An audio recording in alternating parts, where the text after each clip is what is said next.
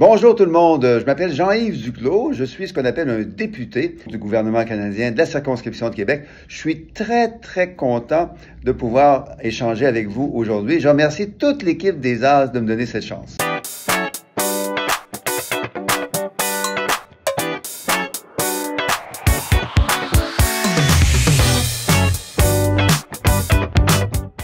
Salut les As! Aujourd'hui, on a la grande chance de recevoir Jean-Yves Duclos, ministre et député au Parlement canadien. Son rôle est de représenter les intérêts de la population de la circonscription de Québec auprès du gouvernement du Canada.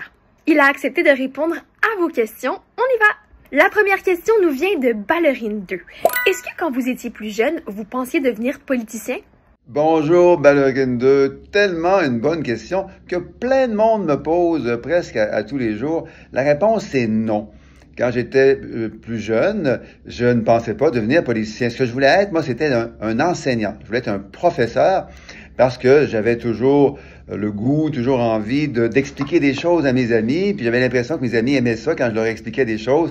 Donc, ça a toujours été mon rêve, moi, d'être un professeur, un enseignant. Je l'ai fait durant 22 ans, comme ma mère, mon père, ma sœur, ma belle-mère, mon beau-père et moi.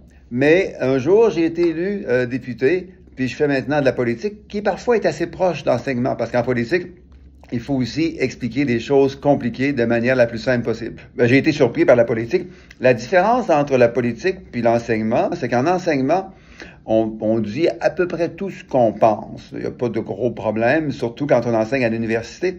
Alors qu'en politique, on doit penser ce qu'on dit, mais pas toujours dire tout ce qu'on pense. C'est des choses qu'on doit garder pour soi-même. Mais c'est correct, parce que la politique, on en fait tout le monde, la politique, y compris en famille, avec nos amis. La politique, c'est comment est-ce qu'on peut être bien ensemble, même si on est différents les uns des autres. On poursuit avec Chouabolo.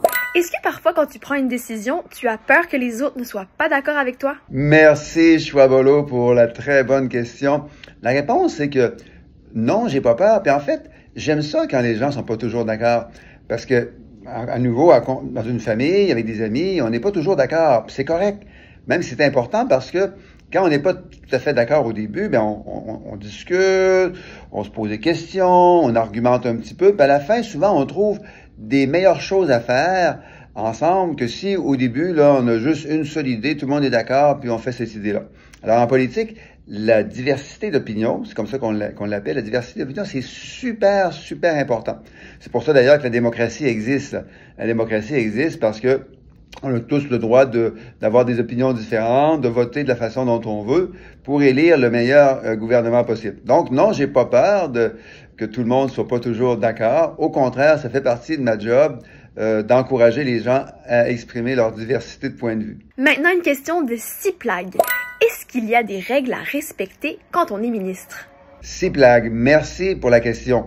Oui, il y a beaucoup de règles, mais je vais me limiter à 2 règles. La première, c'est d'être respectueux. Puis la deuxième, c'est de savoir garder le secret. Là, je reviens au secret dans quelques instants. Respectueux parce que, comme ministre, on est responsable de beaucoup d'autres personnes qui travaillent avec nous. On appelle ça un cabinet, là, donc des gens qui travaillent avec moi, il y en a juste une vingtaine, mais pour qu'ils se sentent bien au travail et qu'ils fassent une bonne job, moi, je dois être respectueux de chacun et de chacune d'entre eux. Apprécier tout le monde comme ils sont, puis apprécier tout le monde dans la diversité de leur travail. Il y a aussi la règle du secret. Parce que comme ministre, on fait partie de ce qu'on appelle un cabinet. Un cabinet de ministres. Dans mon cas, je fais partie du cabinet de M. Trudeau, de Justin Trudeau, qui est le premier ministre du gouvernement canadien. M. Trudeau, pour l'aider dans son travail comme premier ministre, il y a des ministres autour de lui qui l'aident à faire sa job. On appelle ça le cabinet des premiers ministres. Et quand on a des réunions du cabinet, il y a beaucoup de choses secrètes qui circulent, des informations secrètes, des points de vue qui doivent demeurer secrets. Et ça, ben, comme ministre, ma job, puis j'ai juré que j'allais faire ça. Ma job, c'est de garder secrète la plupart de ces informations et de ces conversations. Pas facile parce que des fois, tu as juste envie d'en parler avec tes amis, puis avec tes parents, puis avec ton beau-frère. Mais non, faut pas faire ça. Faut vraiment que tu respectes le secret des discussions du cabinet. La question de Banane à feu maintenant. Pourquoi as-tu arrêté le chant? Banane à feu.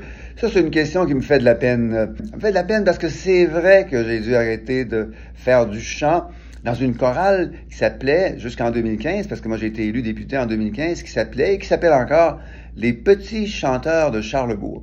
Malheureusement, c'est ce qui me fait de la peine, c'est que depuis 2015, depuis que je suis député de la circonscription de Québec, je ne peux plus aller aux pratiques des Petits Chanteurs de Charlesbourg parce que les pratiques ont lieu le mercredi soir. Puis moi, le mercredi soir, je suis à Ottawa. Je suis à Gatineau ou à Ottawa. Donc, je peux pas aller aux pratiques. Puis comme on peut pas aller au concert sans avoir pratiqué, ben, je peux pas aller au concert non plus. Alors, ça me fait un petit peu de peine, mais je compense en chantant dans ma douche de temps en temps. Quand je fais de la course ou du vélo, je chante en écoutant de Spotify ou des choses comme ça. Donc, j'en profite pour faire d'autres chants, mais malheureusement, je ne suis plus dans les Petits Chanteurs de Charlesbourg.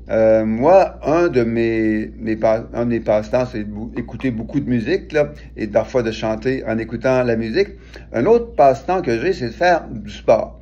Alors, l'hiver, avec nos enfants, avec ma conjointe, toutes les fins de semaine, quand il y a de la neige puis quand il pleut pas, on fait du ski de fond. Sinon, on fait du vélo ensemble, on fait du tennis. Je joue au tennis avec notre plus vieux garçon et notre fille. Puis l'été, ben, on fait du canot camping. Et on termine avec la question de Bamboula. Si tu pouvais mettre les vêtements que tu voulais à ton travail, qu'est-ce que tu choisirais de mettre à la place d'un veston et d'une cravate? Merci, Bamboula, pour la question. Si j'avais pas besoin de porter un veston et une cravate à la Chambre des communes, par exemple, on n'a pas le choix. La Chambre des communes, c'est là où les députés se rencontrent tous les jours. On n'a pas le choix, il faut que ça prenne un veston et une cravate pour tous les hommes. Sinon, on n'a pas le droit d'être à la Chambre des communes. Donc, j'avais le droit de faire autre chose à la Chambre des communes. Je mettrais probablement des vêtements de sport. Et de sport de canot en particulier.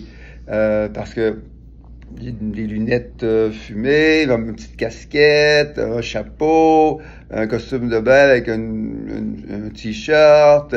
Tu sais, j'aime beaucoup le canot et le canot camping, puis ça me fait du bien.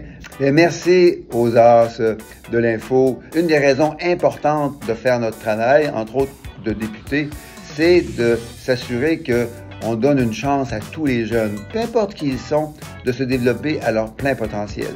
Et quand on voit des jeunes comme vous, qui posent des super bonnes questions, ça nous inspire et ça nous donne de l'espoir pour l'avenir.